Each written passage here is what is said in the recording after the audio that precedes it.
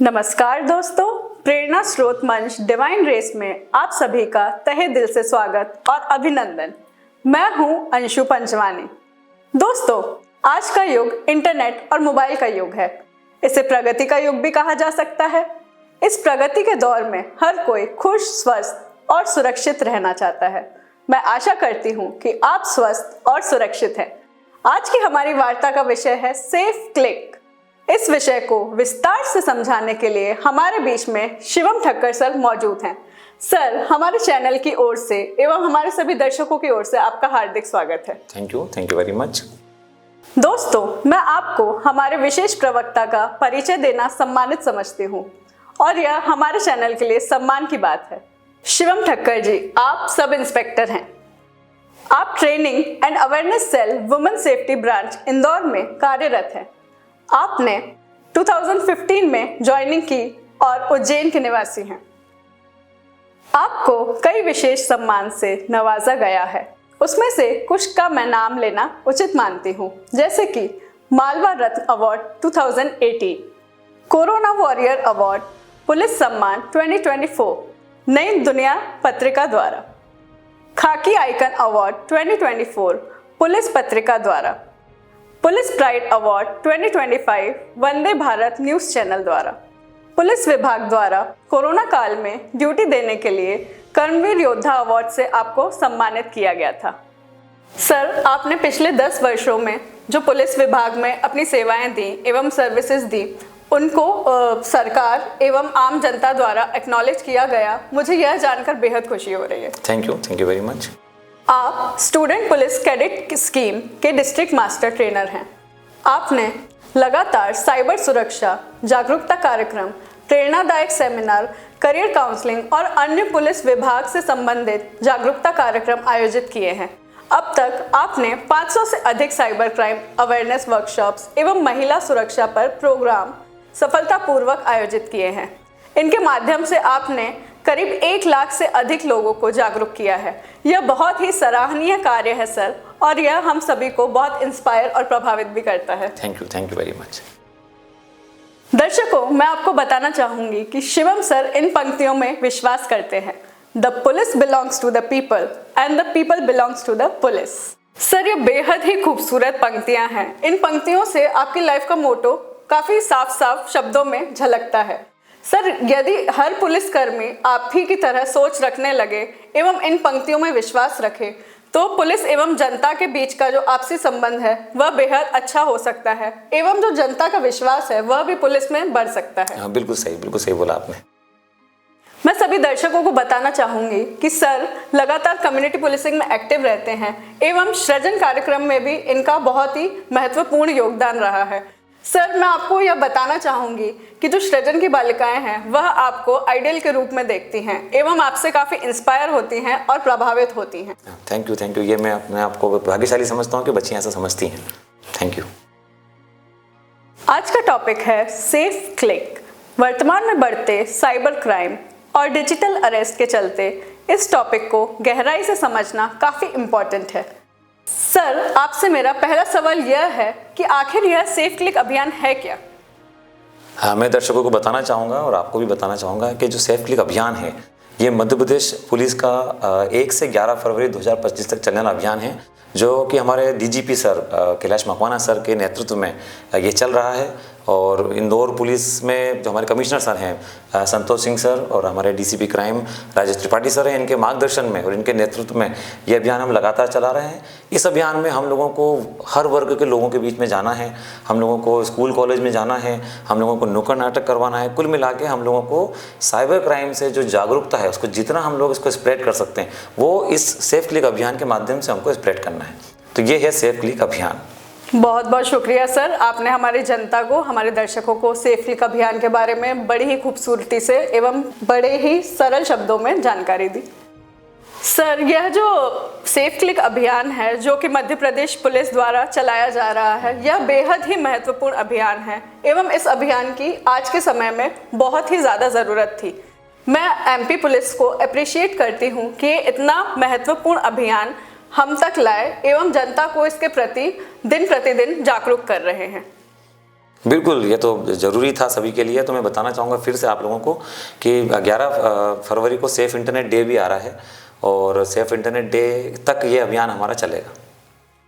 Okay sir आपने बताया कि सेफ इंटरनेट डे, तो सर मैं थोड़ा सा क्यूरियस हूँ ये जानने के लिए कि आखिर यह सेफ इंटरनेट होता क्या है। क्या आप कॉमन पैरलेंस में हमारे दर्शकों को बताना चाहेंगे कि सेफ इंटरनेट आखिर है क्या? हाँ बिल्कुल, बहुत अच्छा प्रश्न किया आपने। सेफ़ इंटरनेट, अब इंटरनेट की तो दुनिया बहुत बड़ी दुनिया है।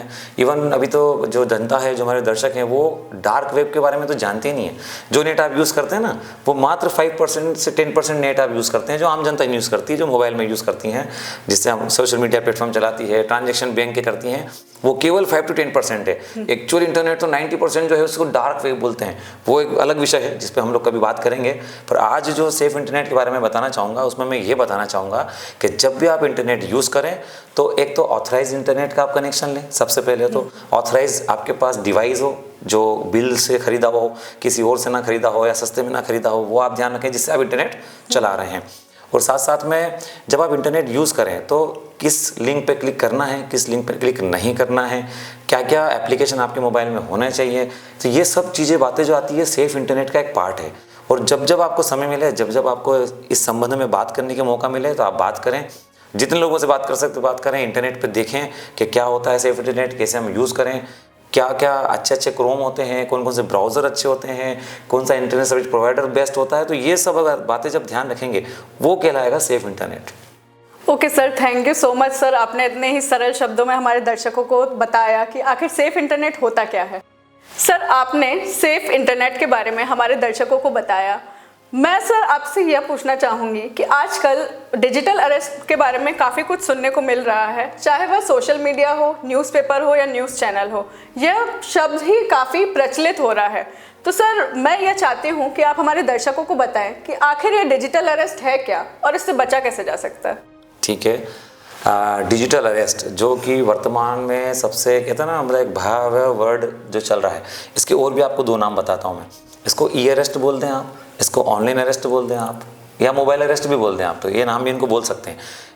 आपको मैं बताना चाहूँगा, आपको जानकर हैरानी होगी कि जो वर्ड है डिजिटल अरेस्ट, ई अरेस्ट, ऑनलाइन अरेस्ट, ये वर्ड का कानून में कोई प्रावधान ही नहीं है।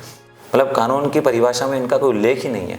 आप मानेंगे, आज ये हमारी भोली भाली जनता को साइबर क्रिमिनल द्वारा वर्ड दिया गया है बेवकूफ़ बनाने के लिए कि आपको डिजिटली अरेस्ट कर लिया गया है। समझें आपको इस विषय की गंभीरता कितनी है। इसमें वो लोग क्या करते हैं, आप जनरली आप अरेस्ट करना जानती हैं कि अरेस्ट करना क्या होता है। पुलिस अरेस्ट करती है या कोई भी गवर्नमेंट एजेंसी, जो लॉ इन्फोर्समेंट एजेंसी, वो क्या करती है, अरेस्ट करती है।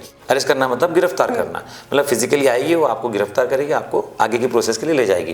लेकिन डिजिटली अरेस्ट का मतलब अगर अपन समझे, कॉमन परिभाषा जो आम जनता भी समझ रही है, कि फ़ोन पे गिरफ्तार करना या फिर वीडियो कॉल करके ऑनलाइन गिरफ्तार करना।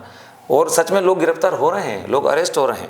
मतलब वो साइबर क्रिमिनल आपको कॉल करते हैं किसी भी एजेंसी का नाम लेके, सीबीआई का, पुलिस का, Goa police, Mumbai police, Delhi police, जो यहाँ से बाहर की पुलिस है उनका नाम लेके, मणिपुर पुलिस, या फिर मैं CBI, ED, EOW, income tax, जज, वकील, कोर्ट, जहाँ से वो इन्फोर्समेंट एजेंसी से कर सकते, बता सकते हैं आप लोगों को।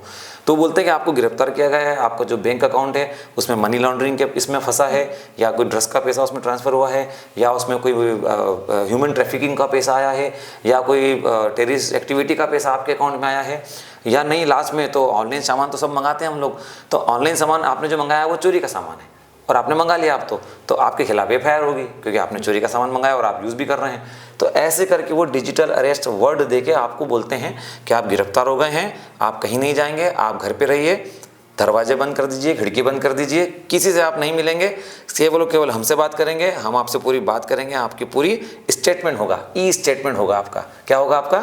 ई स्टेटमेंट होगा। आपको कैमरे के सामने बैठे बैठे स्टेटमेंट देने।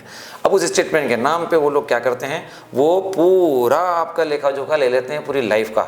आप कौन हैं, आपकी फैमिली में क्या है, आप क्या काम करते हैं, कितना कमाते हैं, आपके कितने बैंक अकाउंट है, आपके कितने घर हैं, उन सब में कितना अकाउंट में कितना पैसा है, घर कहाँ कहाँ पे है, कौन कौन सी मेंबर है फैमिली। फिर बोलेंगे 360 डिग्री पे आपका कैमरा ऐसे घुमा के बताएं घर, तो वो देख लेंगे कि घर कितना है, क्या है। तो घर देख के लग जाता है कि पार्टी कितनी बड़ी है, कितनी छोटी है। उस हिसाब से फिर वो माल उड़ाते हैं आपके घर से फिर वो बात करेंगे कि अगली आवाज़ हमारे इनकम टैक्स ऑफिसर की आएगी या अगली आवाज़ हमारे सीबीआई ऑफिसर की आएगी, वो आपसे बात करेंगे। बाकायदा वो इनकम टैक्स ऑफिसर आपको वीडियो कॉल करेगा और बैकग्राउंड में बाकायदा सरकारी गवर्नमेंट ऑफिस जो दिखता है वैसा पूरा माहौल दिखेगा आपको। राजनेताओं की हो सकता है फ़ोटोज़ दिखे आपको, एजेंसी का नाम लिखा हुआ दिखेगा, बाकायदा वो ऐसे बना हुआ रहेगा कि आपको लगेगा कि हाँ he is a government official. फिर आपसे बात करेंगे कि जितने आपके अकाउंट है वो अकाउंट का जो पैसा है, जो हम एक गवर्नमेंट अकाउंट बता रहे हैं जो कि गवर्नमेंट अकाउंट नहीं होता है, उसमें आप वो पैसा ट्रांसफ़र कीजिए। वो ट्रांसफ़र पैसा जो है उसको वेरीफाई करेगी हमें इनकम टैक्स विभाग, उस पर अगर कोई टैक्स लगता तो लगेगा, नहीं तो आपको फिर लौटा दिया जाएगा। अब आप 5 लाख, 10 लाख, 50 लाख, 1 करोड़, 1.5 करोड़, 2 करोड़, जितने भी आपके पास पैसे हैं आपके अकाउंट में, वो आप ट्रांसफ़र करते हैं तो वो पैसा फिर समझें कि आप गलत जगह ट्रांसफ़र करते हैं, क्योंकि वो साइबर क्रिमिनल है। और वो फिर क्या करते हैं, वो अकाउंट में पैसा ट्रांसफ़र करके वो बहुत सारे अकाउंट में पैसा ट्रांसफ़र कर देते हैं, जो कि थोड़ा सा लाना मुश्किल होता है, रिटर्न करना। बाकी अगर आप समय से शिकायत करें तो उस पैसे को भी फ्रीज़ कर दिया जाता है, उसको होल्ड करा दिया जाता है, बैंक से बात करके बैंक वाले इसमें हेल्प करते हैं। तो ये पूरा जो सीन मैंने आपको बताया ये होता है डिजिटल अरेस्ट। और मैं फिर बता दूँ, डिजिटल अरेस्ट जैसा कुछ नहीं होता है और कानून में इसका कोई प्रावधान नहीं है, कोई भी लॉ की बुक्स में इसका कोई उल्लेख नहीं है। Thank you so much sir, आपने बेहद ही खूबसूरती के साथ हमारे दर्शकों को समझाया कि डिजिटल अरेस्ट आखिर है क्या एवं इससे बचा कैसे जा सकता है। आपका बहुत बहुत धन्यवाद sir. Thank you, thank you. Sir, जैसे कि आपने अभी हमें डिजिटल अरेस्ट के बारे में समझाया एवं आपने हमें यह भी समझाया कि इससे बचा कैसे जा सकता है, सर इसके अलावा और कोई साइबर क्राइम्स हैं क्या जो अभी हो रहे हैं या सुनने में आ रहे हैं? हाँ बिल्कुल, इसके अलावा तो बहुत सारे साइबर क्राइम है, करीब 20 से 22 तरह के साइबर क्राइम हैं। अब वो लिस्ट तो बहुत बड़ी है पर मैं कुछ खास आपको बताता हूँ। जैसे एक साइबर स्टॉकिंग चलता है ज़्यादा। साइबर स्टॉकिंग का मतलब होता है कि ऑनलाइन की दुनिया में आपका कोई पीछा कर रहा है। जनरली महिलाओं के साथ और बालिकाओं के साथ ये घटना ज़्यादा होती है। बार बार उनको फ्रेंड रिक्वेस्ट भेजना, बार बार उनको इमोजीज भेजना, बार बार उनको कुछ मैसेज देना व्हाट्सएप पे, टेलीग्राम पे, फेसबुक मैसेंजर पे और भी जो सोशल मीडिया प्लेटफॉर्म है उन पे ऐसे करके उनका पीछा करना, कुल मिला के उनके स्टेटस लगातार बार बार देखना, तो इसको बोलते हैं स्टॉकिंग, मतलब पीछा करना। इसकी भी वो शिकायत लड़कियां कर सकती हैं, वो मैं बाद में बताऊंगा आपको। एक होता है साइबर थेफ्ट जिसको बोलते हैं, वो भी एक तरह का है। साइबर थेफ्ट मतलब आप किसी का डेटा चुरा रहे हैं, किसी का नेट चुरा रहे हैं, तो वो भी साइबर थेफ्ट कहलाता है। एक होता है सेक्सटॉर्शन, जो कि मुख्यतः युवाओं के साथ हो रहा है, जिसमें मेल युवा मैं बोलूँगा। इन लोगों को क्या होता है कि अनजान नंबर से या तो वीडियो कॉल आएंगे या अनजान नंबर से कोई मैसेज आएगा और सुंदर सी डीपी लगी होगी किसी फीमेल की, तो उनको लगेगा कि कोई एक लड़की है जो मेरे से फ्रेंडशिप करना चाहती है, उसको हाय का मैसेज। तो मैं उन लड़कों को बताना चाहूँगा, उन युवाओं को बताना चाहूँगा कि 90% वो लड़कियाँ नहीं होती है, वो 95% वो लड़के होते हैं सामने और साइबर क्रिमिनल होते हैं जो आपको हनी ट्रैप में फंसाने की कोशिश करते हैं। वो क्या करते हैं, फिर वो आपको कंटिन्यू मैसेजिंग करेंगे, मैसेजिंग करते करते दोस्ती करेंगे। इनको लगेगा मैं लड़की से बात कर रहा हूँ, वो चलता रहेगा और फिर कुछ दिन बाद बोलेंगे कि हम वैसा वाला वीडियो कॉल करते हैं। उनको बोलेंगे आप अपने क्लॉथ से जो उतारिए और हमें देखना है, आप ऐसी बात करें। तो ऐसा करके उनका वीडियो बना लिया जाता है, उसको बोलते हैं सेक्सटॉर्शन। वो वीडियो बना के फिर क्या करते हैं, वो एडिट कर देते हैं और एडिट करके फिर बोलते हैं कि इसको हम सोशल मीडिया प्लेटफॉर्म पर लॉन्च कर रहे हैं, वायरल कर रहे हैं। नहीं वायरल करना तो हमको पैसे दीजिए। ये सेक्सटॉर्शन का एक तरीका हो गया। दूसरा तरीका सेक्सटॉर्शन का क्या है, डायरेक्ट अननोन नंबर से वीडियो कॉल किसी भी प्लेटफॉर्म पे। अब अननोन नंबर आया, जैसे आपने अननोन नंबर को वीडियो कॉल को पिक किया, पिक करेंगे तो अपना चेहरा सामने जाएगा। तो उन लोगों को जो है क्रिमिनल को केवल आपका चेहरा चाहिए, चेहरा आपका, बॉडी किसी और की, वो मॉर्फिंग करते हैं, एडिट करते हैं। आजकल आर्टिफिशियल इंटेलिजेंस का ज़माना है, सब कुछ अवेलेबल है नेट में, सब कुछ हो जाता है। वो ऐसा कर देंगे, इवन आपको किसी के साथ इंटीमेट होते हुए भी दिखा देंगे और वो वीडियो आपको वापस भेजा जाएगा और बोला जाएगा कि अब आपके रिलेटिव्स को हम भेज रहे हैं, वायरल कर रहे हैं या हम पुलिस को दे रहे हैं कि इस प्रकार से आप गतिविधियां करते हैं। तो व्यक्ति घबराता है और फिर उसको पैसे देता है। साइबर क्राइम 2 तरीके से चलता है, लालच और डर। ये जिसने इस झांसे में जो आ गया तो वो साइबर क्राइम के चक्कर में फंस जाएगा। और भी बहुत सारे साइबर क्राइम है, जैसे आइडेंटिटी थेफ्ट जो होता है, वो विशेष कर स्कूल और कॉलेज के जो युवक युवती हैं इनमें ज़्यादा होता है। कहते ना, 2 दोस्त हैं, मनमुटाव हो गया या किसी से जेलेसी की भावना आ गई, तो उसने क्या करा, जैसे मैंने आपके नाम से आईडी बना दी किसी के मोबाइल से या मेरे मोबाइल से और मैंने सबको रिक्वेस्ट भेज दी, उस पर कुछ अनसीन कंटेंट डाल दिए, तो मैंने क्या करा, आपकी आइडेंटिटी चुराई। इसको बोलते हैं आइडेंटिटी थेफ्ट। पर मैं एक चीज़ बता दूं सभी को कि आइडेंटिटी थेफ्ट में क्या है कि डिजिटल दुनिया झूठ नहीं बोलती है। अगर आप किसी की फेक आईडी भी बनाते हैं, किसी की डुप्लीकेट आईडी बनाते हैं, तो आप पकड़े जाएंगे, क्योंकि डिजिटल फुटप्रिंट होते हैं और वो झूठ नहीं बोलते हैं। तो एक ये टाइप हो गया। ऐसे बहुत सारे टाइप हैं जो फिर कभी हम लोग बात करेंगे तो और अच्छे से मैं आपको बताऊंगा। ये कुछ कॉमन हैं अभी जो चल रहे हैं। एक और मैं बताना चाहूँगा, एक है अपना जो वेबसाइट्स हैं, इसको आप बोल सकते हो एप्लीकेशन फ्रॉड बोल सकते हैं इसको हम, लोन एप्लीकेशन फ्रॉड। मार्केट में बहुत सारे लोन एप्लीकेशन आए हैं जो लोन एप्लीकेशन के माध्यम से वो लोन दे रहे हैं। अब लोन देते हैं, अब इसको मैं एक्सटॉर्शन से जोड़ूंगा, है ना, लोन एप्लीकेशन फ्रॉड को। वो क्या करते हैं, वो आपको एप्लीकेशन डाउनलोड कराते हैं और बिना इंटरेस्ट के और बिना इनकम प्रूफ के लोन देते हैं।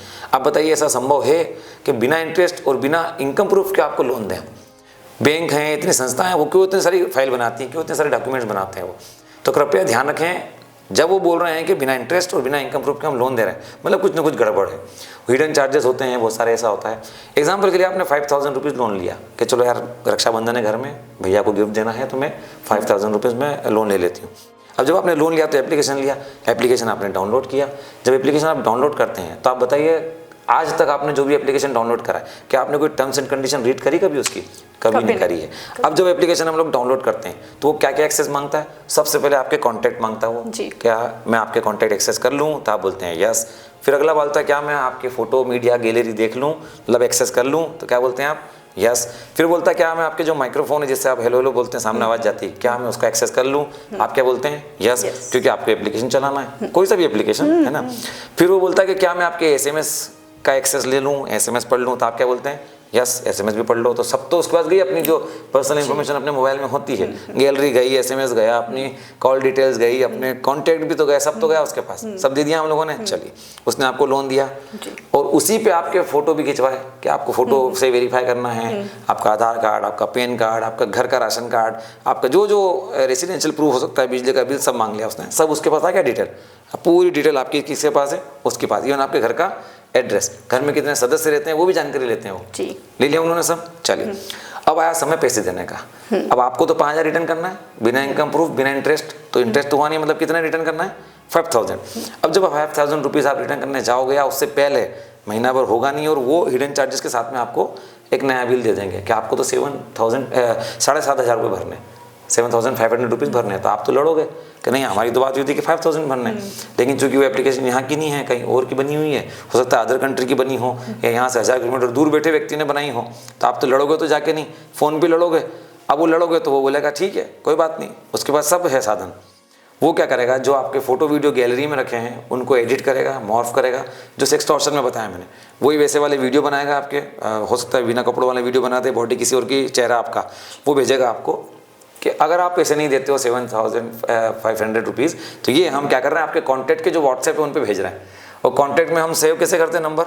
मम्मी जी, पापा जी, मौसी जी, बुआ जी, कलकत्ता वाले जिया जी या जिया जी फ्रॉम कलकत्ता, इस टाइप से हम सेव करते हैं नंबर। तो उनको तो फेंका। तो अब जब वैसा वाला वीडियो, मान लो हस्बैंड, आपके हस्बैंड है मान लो, और आपके हस्बैंड का वीडियो किसी और महिला के साथ आपके रिश्तेदारों को भेजना शुरू करें, तो रिश्तेदारों को पता चलेगा कि ओरिजिनल में वो है कि नहीं है।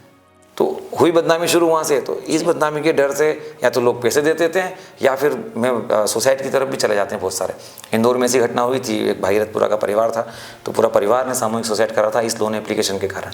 तो मैं आप सभी से ये रिक्वेस्ट करूँगा, जो दर्शक हैं, जो जनता सुन रही है, प्लीज़ जो लोन एप्लीकेशन के माध्यम से ये छोटे छोटे लोन देने की बात करते हैं उसको कभी ना लें।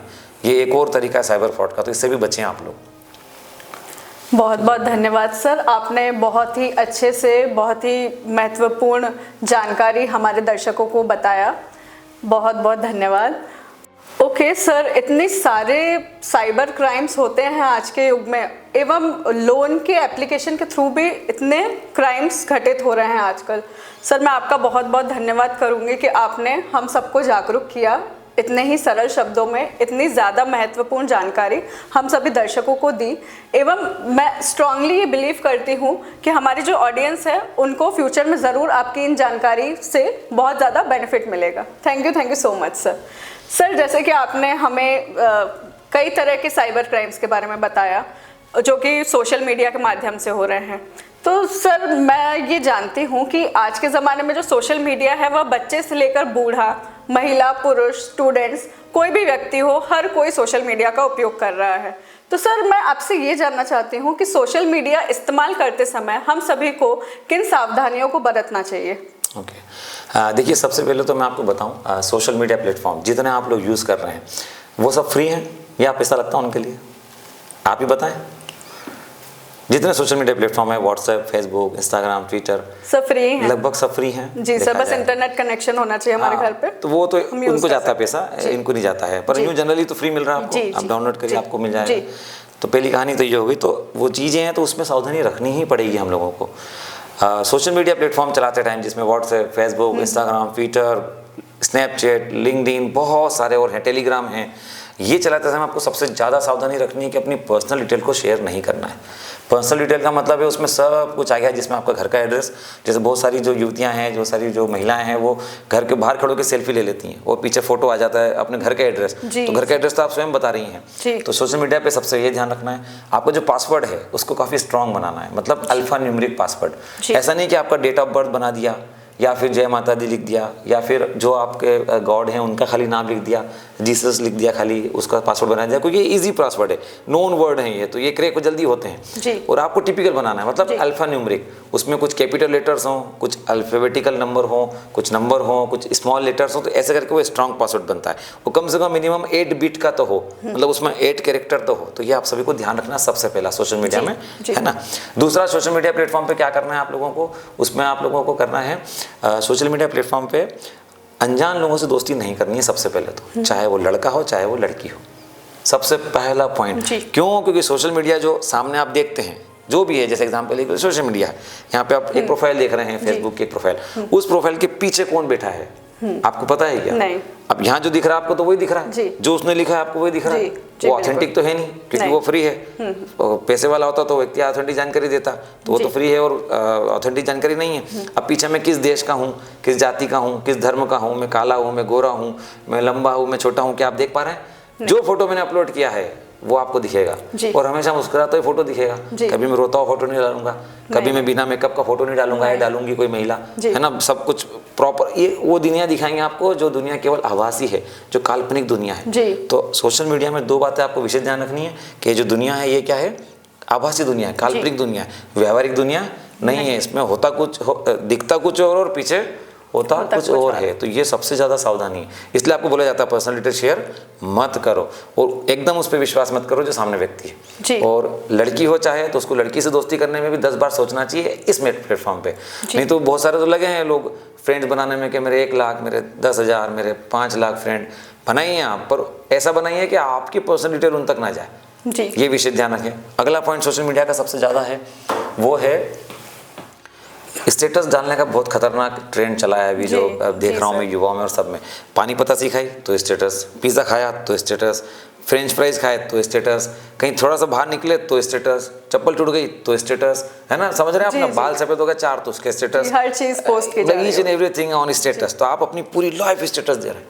आप घर पे आ रहे हैं तो स्टेटस, बाहर ऑफिस जा रहे हैं तो स्टेटस, मैं ऑफिस पहुंच गई, मैं घर पहुंच गई, मैं घर पहुंच गया, मैं यहाँ आ गया, मैं घर वालों के साथ, मैं बच्चे के साथ, मैं खेल रहा हूँ, ये कर रहा हूँ, पूरी लाइफ आपने क्या कर दी है, ओपन कर दी है। तो उसका भी काफ़ी ड्रॉबैक होते हैं। बहुत सारी कहानियाँ। एक फॉरेन का ये केस है, विदेश का केस है।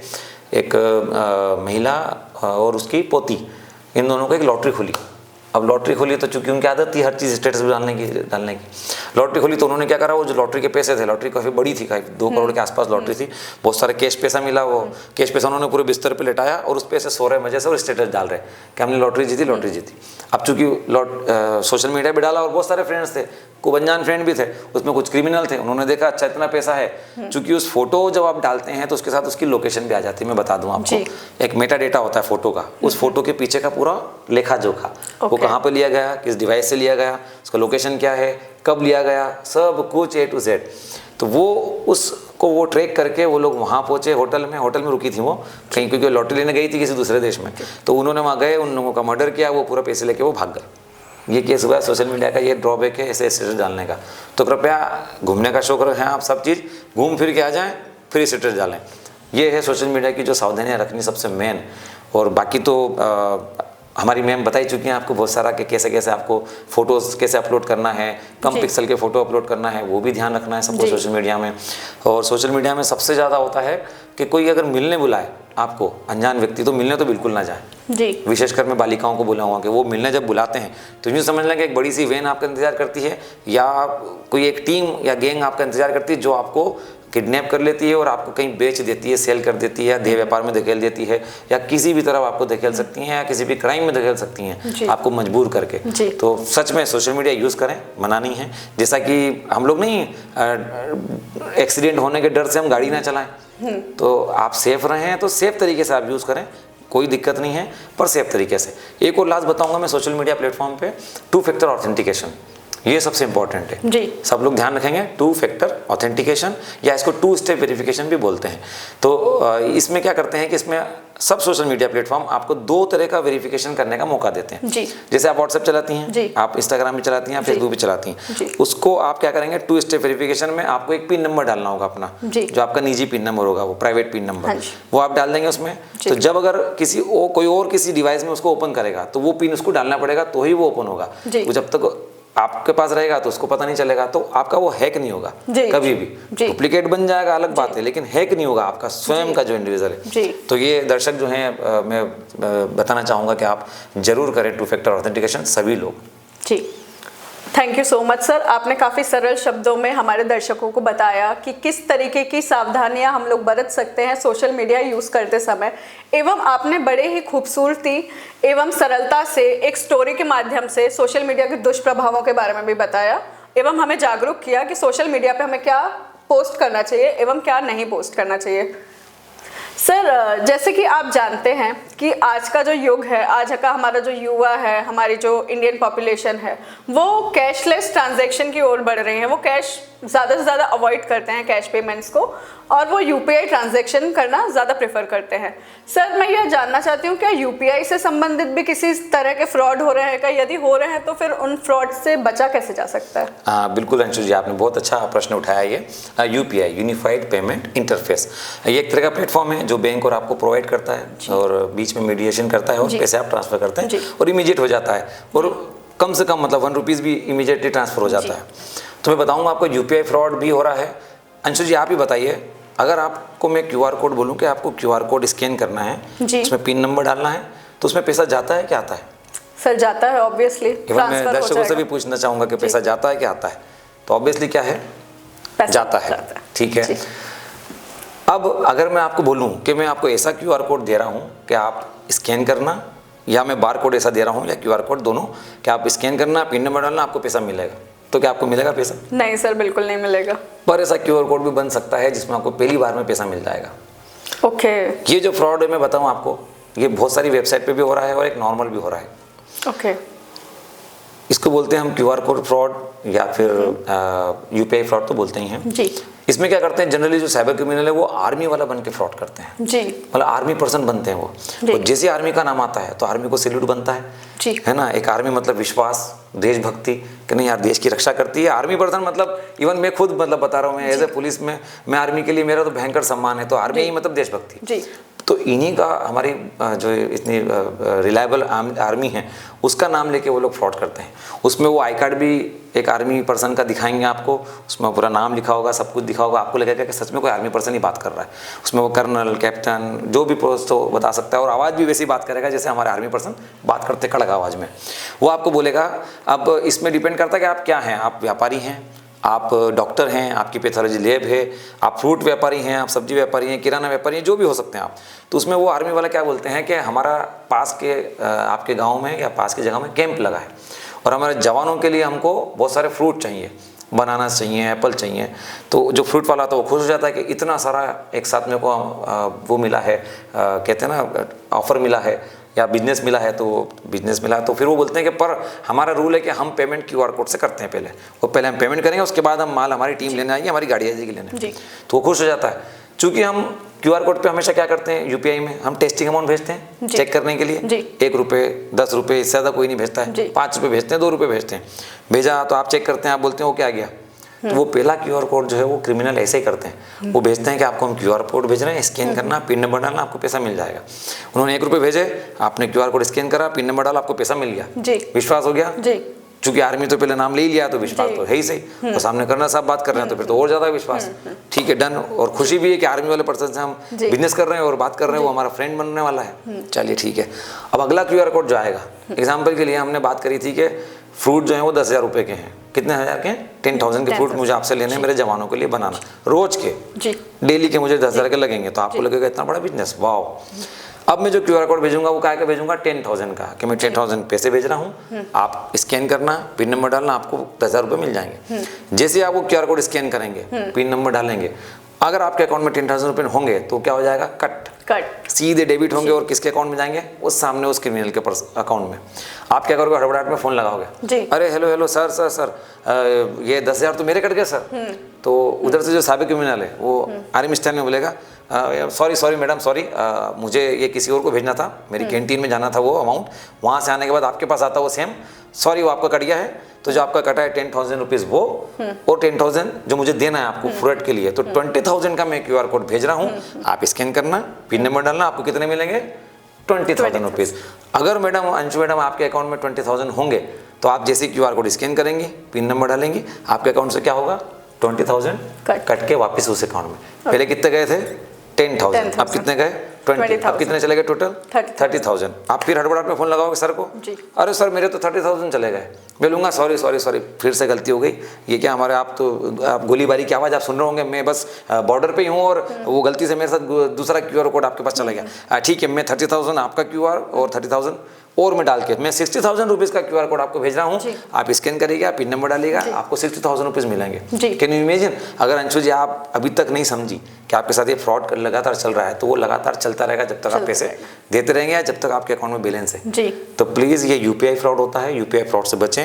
UPI खुद जब आप पेमेंट करते हैं तो वो खुद आपको इंस्ट्रक्शन देता है कि पैसा जा रहा है कि आ रहा है आपका जी। तो ये कृपया विशेष ध्यान रखें, ये होता है UPI फ्रॉड। अपना पिन किसी को ना शेयर करें और अपना अनजान लिंक पे क्लिक ना करें कि आपका मोबाइल हैक ना हो जाए और UPI की डिटेल्स किसी और के पास ना जाए। तो ये होता है UPI फ्रॉड जी।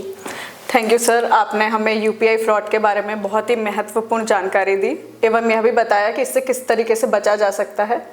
सर, मेरा अगला प्रश्न आपसे यह है कि यदि कोई भी इंसान साइबर क्राइम का शिकार होता है या किसी भी तरीके के साइबर फ्रॉड का शिकार होता है तो उसकी शिकायत आखिर हम लोग जाकर दर्ज कहाँ पर करवा सकते हैं? इसे किसी ऑनलाइन पोर्टल पर दर्ज कर सकते हैं या ऑफलाइन किसी पर्टिकुलर विभाग में जाकर के दर्ज करवा सकते हैं या कोई हेल्पलाइन नंबर है जिस पर हम लोग तुरंत शिकायत कर सकते हैं?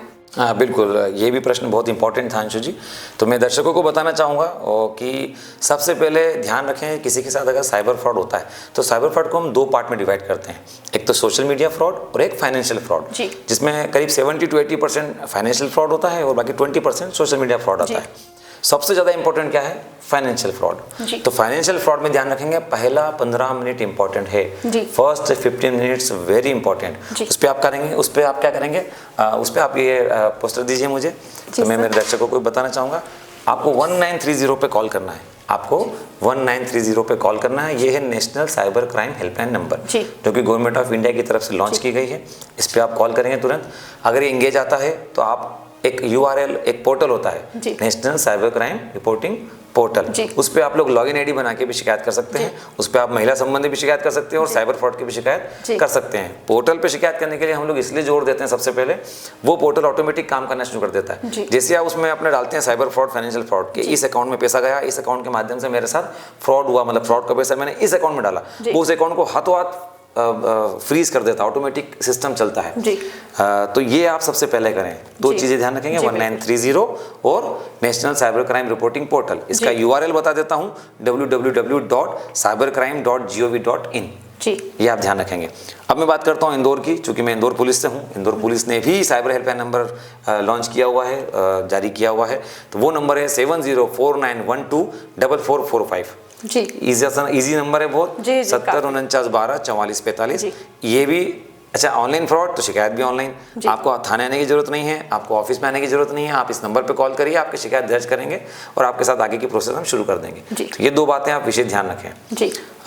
जो जनता हमारी इंदौर में रहती है तो उसके लिए मैं बता दूं कि स्टेट साइबर सेल एक वर्ल्ड कप चौराहे पे है और जो crime branch district cyber cell वो रीगल स्क्वायर पे है। तो आप दोनों जगह शिकायत कर सकते हैं, पर जनरली आप सबसे पहले, अगर ज़्यादा बड़ा फ्रॉड नहीं है ज़्यादा अमाउंट का, तो आप डिस्ट्रिक्ट साइबर सेल आएंगे। एक बड़ा अमाउंट का अगर फ्रॉड है या संगठित अपराध का है, कहीं दूसरे देश से कोई क्राइम हुआ है, तो उसके लिए आप स्टेट साइबर सेल जाएंगे। तो ये आप विशेष ध्यान रखेंगे। Thank you so much sir, हमारे दर्शकों को बताने के लिए कि यदि साइबर फ्रॉड होता है तो उन्हें कहाँ जाना चाहिए, कहाँ शिकायत करनी चाहिए एवं महत्वपूर्ण हेल्पलाइन नंबर क्या क्या हैं, एवं आपने इंदौर की जनता को भी बहुत ही महत्वपूर्ण जानकारी दी कि कहां पर वो जाकर के साइबर क्राइम रिपोर्ट कर सकते हैं। Sir, thank you so much sir. Sir, आपसे मेरा आज का आखिरी सवाल यह है कि हमारे जो दर्शक हैं, जो आपको बड़े ही उत्सुकता से देख रहे हैं एवं सुन रहे हैं, उन सभी के लिए आपका क्या संदेश रहेगा?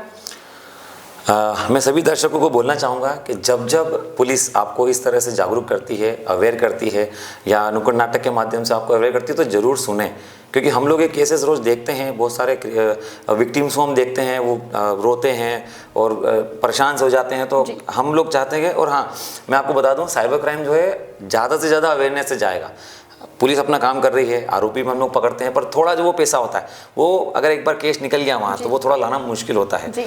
आरोपी हम लोग ले आते हैं, हम कोर्ट में प्रस्तुत करते हैं, उसको जेल भी जाती है, पर जो आपका मेन मेहनत की कमाई है, अगर वो जाती है तो वो हमको भी अखरता है। तो मैं सभी को यही संदेश देना चाहूँगा कि अगर हम लोग कुछ प्रोग्राम कर रहे हैं, कुछ आपको अवेयर कर रहे हैं, तो प्लीज़ सुनिए ध्यान से।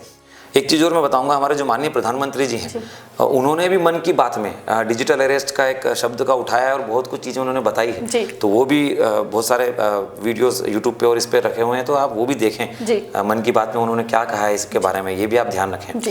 चूँकि ये जो हमारा अभियान है मध्य प्रदेश पुलिस का और इंदौर पुलिस का सेफ क्लिक अभियान, ये 1 से 11 फरवरी तक चल ही रहा है। 11 फरवरी को सेफ इंटरनेट डे है। तो जो सेफ इंटरनेट डे है, जिसको सेफर इंटरनेट डे भी बोलते हैं, 2025 का जो है, तो इस बार की जो उसकी थीम है वो है टुगेदर, है ना, together for better internet, together for better internet. तो मैं आप सभी से कहना चाहूँगा कि टुगेदर मतलब हम सब मिल के आएँ और एक बेहतर, सेफ, सुरक्षित इंटरनेट की ओर हम बढ़ें। तो और साथ साथ में जो डिवाइन रेस चैनल को भी मैं धन्यवाद कहूँगा कि आपने इंदौर पुलिस को, मध्य प्रदेश पुलिस को ये मंच प्रदान किया कि हम आपके दर्शकों से और सभी दर्शकों से रूबरू हो सकें और इस अभियान को हम सफल बना सकें। थैंक यू वेरी मच, बहुत बहुत धन्यवाद आपको। जय हिंद, जय भारत, जय Madhya Pradesh. Thank you very much. Shivam sir, आपने आज हमारे बीच मौजूद होकर सेफ क्लिक विषय पर बहुत ही इम्पॉर्टेंट एवं नॉलेजेबल इंफॉर्मेशन शेयर की है। सर, हमारे चैनल एवं सभी दर्शकों की ओर से आपका बहुत बहुत शुक्रिया एवं आपको भविष्य के लिए बहुत बहुत शुभकामनाएं। सर, मैं आशा करती हूं कि आप इसी तरह हमारे चैनल के साथ बने रहेंगे एवं इसी तरीके की महत्वपूर्ण जानकारी हमारे दर्शकों के साथ शेयर करते रहेंगे। Thank you so much sir. Thank you very much और सभी दर्शकों को भी धन्यवाद। हम करेंगे सेफ क्लिक।